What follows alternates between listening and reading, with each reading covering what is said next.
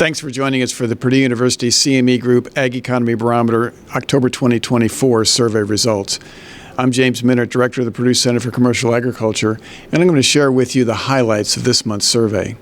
The Ag Economy Barometer Index rose 27 points to a reading of 115 this month.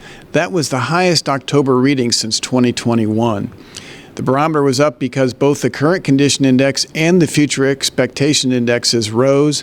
The current condition index was up 19 points compared to last month. That still left that index below 100, though, at a reading of 95. The future expectation index jumped 30 points compared to last month, and that was the highest reading for that index since July of 2023, and it sits at a reading of 124. We continue to ask producers what their biggest concerns are for the upcoming year for their farming operation. Those top two concerns continue to be high input cost and low crop and livestock prices. Fewer people are worried about interest rates. Those interest rates concerns continue to dissipate, particularly when you compare them to the beginning of 2024 and the late 2023 period. The Farm Financial Performance Index jumped 22 points in October, and that left that index just 2 points lower than a year ago at a reading of 90.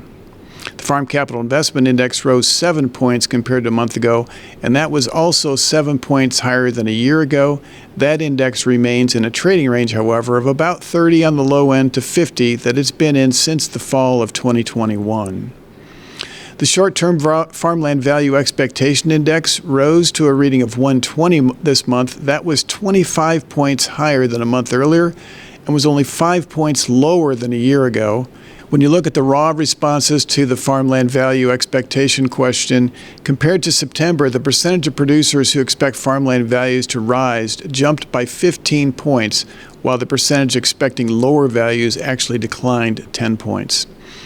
And when we've asked people who expect to see farmland values rise in the next 5 years why they feel that way, the percentage of producers pointing to inflation rose this month to 21%, up from 15% last month, while the impact of solar and wind leases on farmland values as a reason for optimism continued to hold steady at about 7%. That wraps up the highlights for this month's survey. The full report is available on our website, purdue.edu/agbarometer. And you can also get more details on our podcast, which is the Purdue Commercial Agcast, which is available on the Purdue Center for Commercial Agriculture website, purdue.edu/commercialag, and also all major podcast providers.